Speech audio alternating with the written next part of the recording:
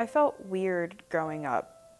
I never really knew what to call it or what it was. I just knew that something about me was different, or really just everything about me was different from whatever anyone else was doing.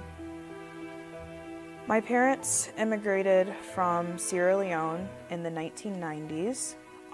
They originally came to the US for school because they were in college, but for various circumstances, they ended up staying in the US. They eventually met and got married and had me in the early 2000s. I think that being the first American in my family had a big impact on my world outlook. There's just a very unique experience about being a first-generation American. After my parents split up, my mom and I moved back to Michigan. Being low-income, Black, female, and an immigrant adds so many layers to our lives, especially being affected by disability. I always just lived life thinking that that was normal because that was my own normal. Inequity has just always been a part of my life. In school, there weren't a lot of kids that I could really relate to with that aspect of my personal life. The kids that came from immigrant families were usually Asian or Hispanic, so they had their own communities and support systems with them, but that opportunity wasn't really afforded as much for the African community. Immigrant communities, especially in America, are subjected to so much inequality.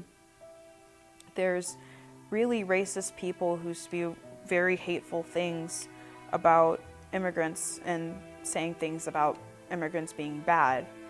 But being African on top of that means that you're not just bad, but also stupid for some reason. And that can have a really big impact on your self-esteem. When I got to college, things got both easier and harder for me in some ways. It was the first time I had the opportunity to meet other people who were like me, who were Africans and who had African parents, and I was able to celebrate my culture with them. But it was also difficult because I had to live up to expectations that my family overseas had set for me in America because I was supposed to have so much opportunity, but it's hard to explain that to people who really live in a whole different world than what I'm living in. As I studied more, I was able to actually put labels to the experiences that I was feeling. Intersectionality is a big piece of my life, and I can't separate one aspect from another, and everything is just so connected.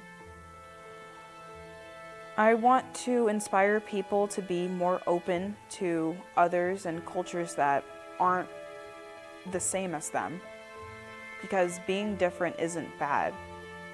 It actually makes the world a much more beautiful place.